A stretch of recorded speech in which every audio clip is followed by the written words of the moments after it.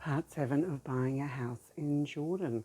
I sit back here in Australia, having returned a few days ago, and I went to the bank directly to make the trial deposit. The woman in the bank that I've been dealing with was really helpful. We filled out the form. I didn't have the Swift code, so I had to Google that and kind of do that on the fly. The IBAN that I was given had 29 numbers and not 30 numbers. So after I finished that at the bank about 11 o'clock in the morning, I was going about my day, got a phone call from her and had to go back just to cross-reference. I sent 2 messages to a lawyer, but it was about 7:30 in the morning for them. So an hour later I rang Al, and Al rang the owner, and he got the number. It was missing 10 on the end. So I will go back into the bank and I will finalise that trial transaction today. When the lawyer did eventually respond, he indicated that he had been to the building ministry, the housing ministry, Ministry of Housing, to register me as the owner of the property, but my international ID, my national ID number was still incorrect.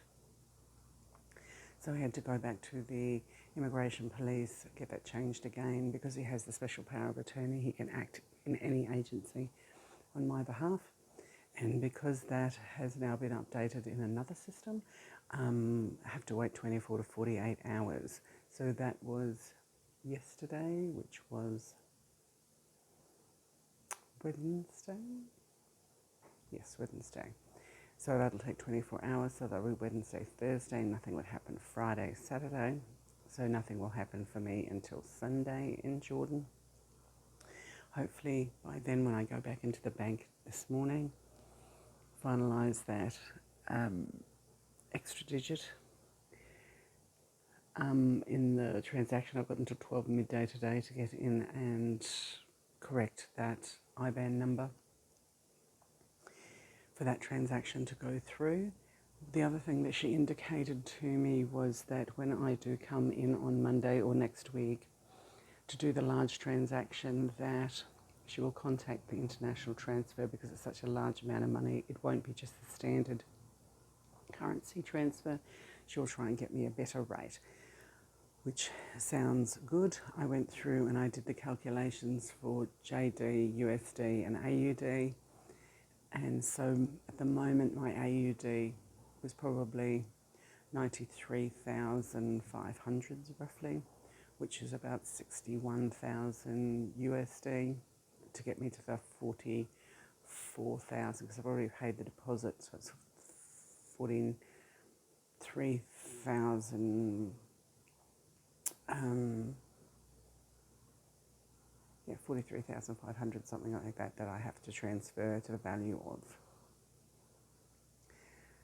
How easy is it to purchase a property in Amman in Jordan? Very tricky. Lots of little things. Just don't panic. One step at a time. Solve each problem as it comes. Okay, update number 7, purchasing a property in Amman in Jordan. I arrived back to Australia on the 5th of December. I went into the bank to do the test transfer on the 6th of December. There was 10 missing on the IBAN number, so I had to do some messaging and some to get that information corrected.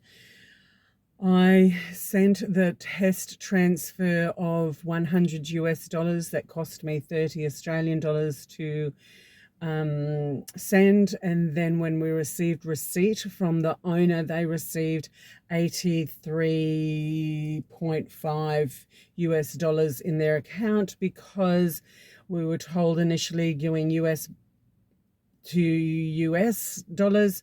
There is no intermediary bank. There is no other fees and charges. Clearly there's fees and charges.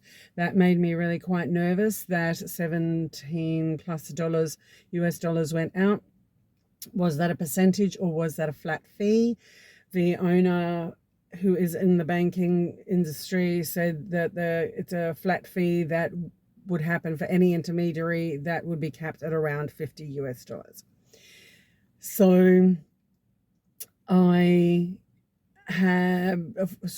before the transaction went through, the bank's fraud department rang me and asked for additional information, and I verified everything and they were happy. Then they allowed that transaction to go through, and then that went through that day.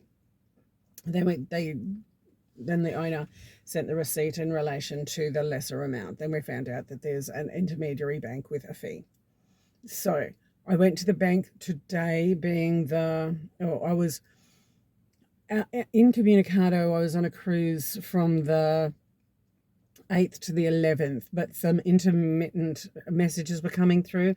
A message came through from the lawyer asking about my mother's name, and so I've sent that. So clearly he had been filling out some forms in relation to the registration of the property in my name, because everything goes historically along family lineage.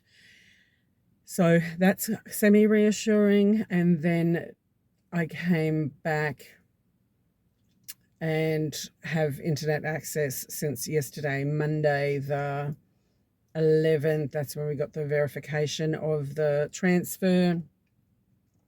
So today I went into the bank, and Nada, the person I've been dealing with, wasn't there today. She was unwell. But Savannah, who had been the teller next door and who knew everything anyway, asked me if I was comfortable enough for her to do the transaction. We did ring through to international and did get the rate changed a small amount, which saved me probably 2,000 or 3,000 Australian dollars on the transfer, on the exchange rate. Some's better than none.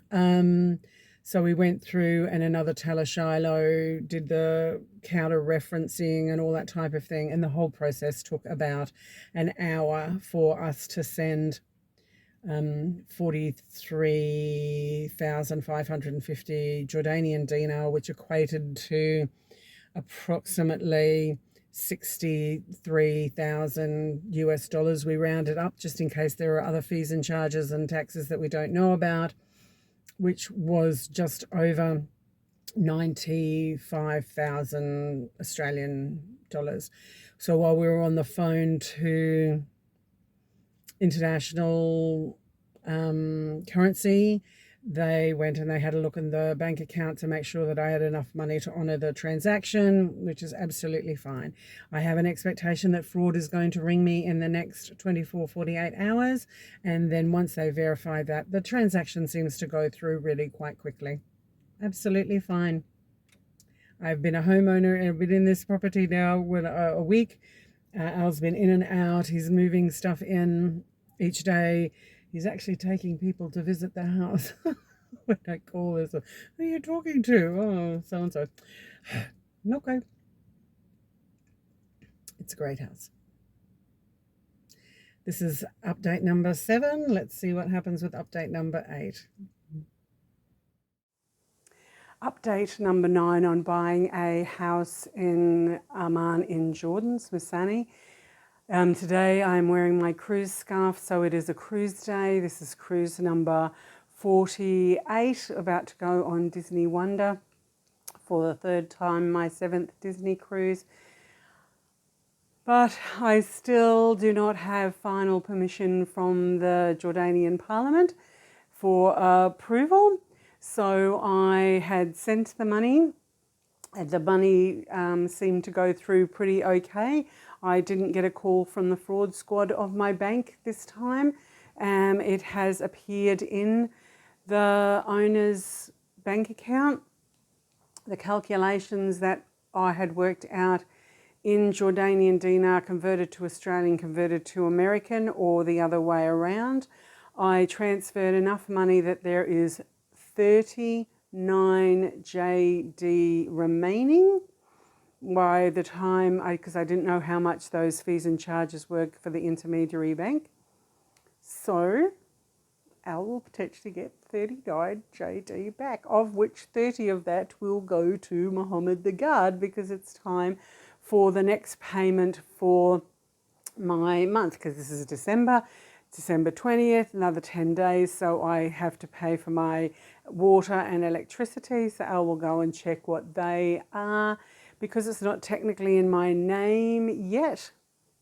The bills will go to Mohammed the Guard, so Al will get them from Mohammed the Guard, and we will see how much I spent in that first week of being there, doing the laundry, cleaning the floors, doing whatever, having a shower every day.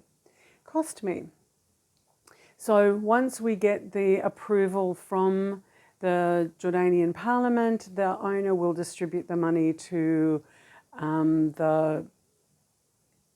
the real estate broker, 800 JD, the lawyer, 1,250 JD.